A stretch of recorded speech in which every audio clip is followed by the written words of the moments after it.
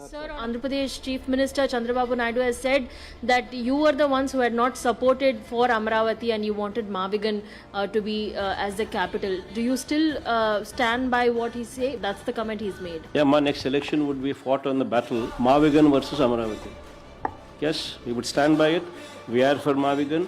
Everybody who is for Mavigan will vote for YSRCP. Everybody who is for Amravati will vote for Chandrababu. We will stand by it. We will make it an election issue. For them, we'll put it up in the manifesto. Mavigan, YSRCP. We will stand by it. Let's see. చూపించండ్రా ఒక్క నాయకుడిని ఆంధ్రప్రదేశ్లో అయినా దేశం మొత్తం మీదైనా సరే ఇలాంటి guts ఉన్న నాయకుడిని ఒక్కని చూపించండ్రా చాలు. అంటే ప్రజాదరణ కోల్పోతావేమో అని రిస్క్ ఉన్న అంశాల మీద, రాజకీయంగా నష్టపోతావేమో అనే రిస్క్ ఉన్న అంశాల మీద, తను నమ్ముకున్న సిద్ధాంతాల మీద నిలబడి మాట్లాడే ఒక్క లీడర్ని, గట్స్ ఉన్న నాయకుడిని మీరు చూపించగలరా? ఈ రోజుల్లో రాఘవ్ చడ్డా లాంటి నాయకులు ఓవర్ నైట్ తన నమ్ముకున్న సిద్ధాంతాలని, తన నమ్ముకున్న పార్టీలని ఓవర్ నైట్ మారుస్తున్న రోజులు ఇవి. చంద్రబాబు నాయుడు గారు మరియు కళ్యాణ్ కుమార్ గారు ఇద్దరూ రాజకీయాల్లో పిరికి పందలు. అంటే కాగితం పులులు, మైకు ముందే వీరులు, కానీ చిన్న రాజకీయ ఒత్తిడి వస్తే వైఖరి ఎట్టే మార్చేసుకుంటారు. తెలంగాణ విభజనే తీసుకోండి. లోపల అంతరంగంగా ప్రతి ఒక్కరికి తెలిసిన సత్యం, చంద్రబాబు నాయుడు గారికి కానీ, జగన్ గారికి కానీ, కళ్యాణ్ కుమార్ గారికి కానీ వారికి అంతరంగంగా వారి మద్దతు సమైక్యాంధ్రకే అని ప్రతి ఒక్కరికి తెలిసిన సత్యం. ఆ రోజు చంద్రబాబు నాయుడు గారు ఏమన్నారండి? నాకు తెలంగాణ మరియు ఆంధ్రప్రదేశ్ రెండు కళ్ళు అన్నారు. మరి ఎందుకని సార్ ఒక్కంటిని పొడి చేసుకొని తెలంగాణని వదులుకొని ఆంధ్రప్రదేశ్కి ఎందుకు వచ్చినారు? సరే, కళ్యాణ్ కుమార్ గారు కూడా మీకు తెలంగాణ కావాలి, ఆంధ్రప్రదేశ్ కావాలి, మరి ఎందుకని సార్ తెలంగాణలో మీరు పార్టీ పెట్టినప్పుడు తెలంగాణలో ఎందుకు మొదలుపెట్టలేదు? ఈ రోజు ఎందుకు ప్రేమ పొడుచుకొచ్చింది మీకు? కానీ జగన్ గారు ఏం చేసినారు సార్? జగన్ గారు అందరూ చూస్తుండగా పార్లమెంట్లో సమైక్యాంధ్రకు మద్దతుగా ప్లాకార్డ్ని ప్రదర్శించినారు. రాజకీయంగా నష్టం వస్తుందని తెలిసినా కూడా ఆయన తన నమ్మకాన్ని, తన నమ్ముకున్న సిద్ధాంతాన్ని వదులుకోలేదు. చంద్రబాబు నాయుడు గారు మరియు కళ్యాణ్ కుమార్ గారు ఏం చేసినారు సార్? వాళ్ళ రాజకీయాల అవసరాల బట్టి వాళ్ళ వైఖరిని ఎటు పడితే అటు టిల్ట్ అవుతారు, మార్చుకోవచ్చు. 2014 ఎన్నికలు తీసుకోండి. ఆ సమయంలో జగన్ గారి చుట్టూ ఉన్న రాజకీయ వ్యూహకర్తలు అనుకోండి, రాజకీయ అనలిస్టులో, లేకపోతే ఆయన చుట్టూ ఉన్న వాళ్ళు అనేక మంది సార్ మీరు రైతు రుణమాఫీ హామీ ఇవ్వండి సార్, మీరు ఈజీగా గెలుస్తారు అని చెప్పినారు. జగన్ గారు ఒప్పుకోలేదు.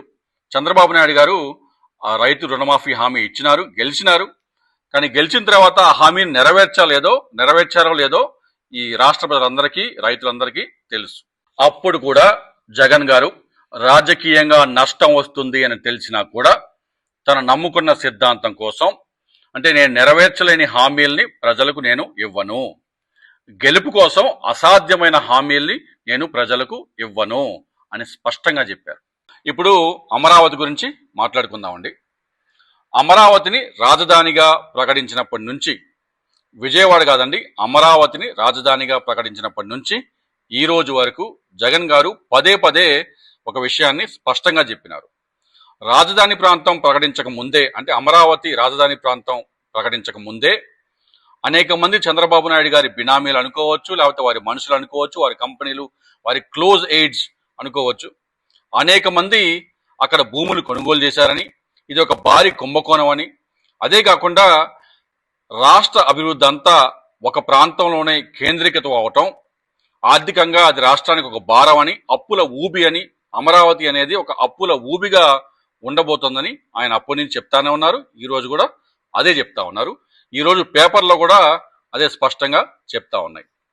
సరే, ఈ ఆరోపణలు, ఆయన చెప్పిన విషయాలను మీరు ఏకీభవించవచ్చు, విభేదించవచ్చు, కానీ ఒక్క విషయం మటుకి కాదనలేరు. రాజకీయ సౌలభ్యం కోసం ఆయన తన వైఖరిని మటుకు మార్చుకోలేదు.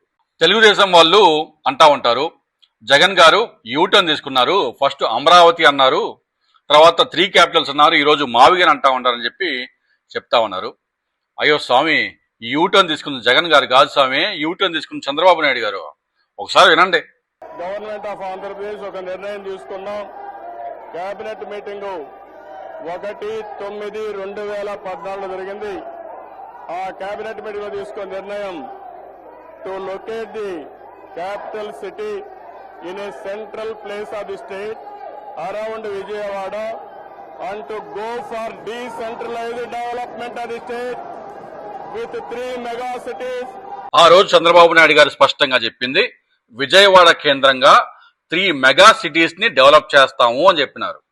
జగన్ గారు చెప్పింది 3 మెగా క్యాపిటల్స్ ని డెవలప్ చేస్తామని చెప్పినారు.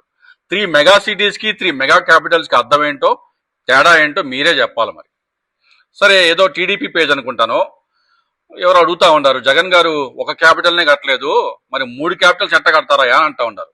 మరి అదే లాజిక్ చంద్రబాబు నాయుడు గారికి కూడా అప్లై అవ్వాలి కదా. ఒక మెగా సిటీనే కట్టలేనోడు 3 మెగా సిటీస్ ని ఎట్లా కడతాడు స్వామి అని అడగాలి కదా.